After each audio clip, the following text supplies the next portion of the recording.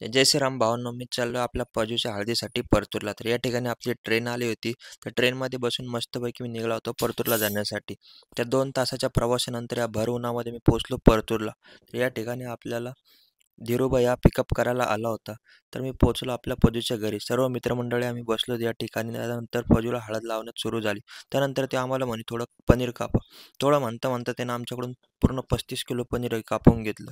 तर पनीर कापणं झाल्यानंतर त्याच्या हळदीमध्ये आम्ही नाचलो, भरपूर नाचलो. नाचून-नाचून थकल्यानंतर चटाई घेऊन मी निघालो होतो शेतामध्ये आराम करण्यासाठी. तर या ठिकाणी आम्ही सर्वांनी आराम केला. मग निघालो बाहेर फिरण्यासाठी. या ठिकाणी आंबा खाल्ला. मग नंतर पोटभर जेवण केलं.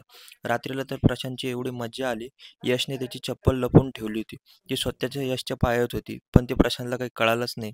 ते म्हणतात ना, "बगल में चोर और शहर में ढिंडोरा." अशी गत झाली. प्रशांत तर पूर्ण अर्धा 1 तास पूर्ण परेशान होऊन गेला होता चप्पल शोधत-शोधत. नंतर त्याला अखेर चप्पल भेटून गेली. त्यानंतर आम्ही थोडं नंतर इथं पण भरपूर मस्ती केली. मस्ती झाल्यानंतर थोडा वेळ पजूजवळ बसलो. नंतर रात्रीला आराम केला. आराम करून नंतर परत सकाळी उठून आम्ही निघालो आपल्या छत्रपती संभाजीनगरकडे. अशी होती आपली पजूच्या हळदीची ट्रिप.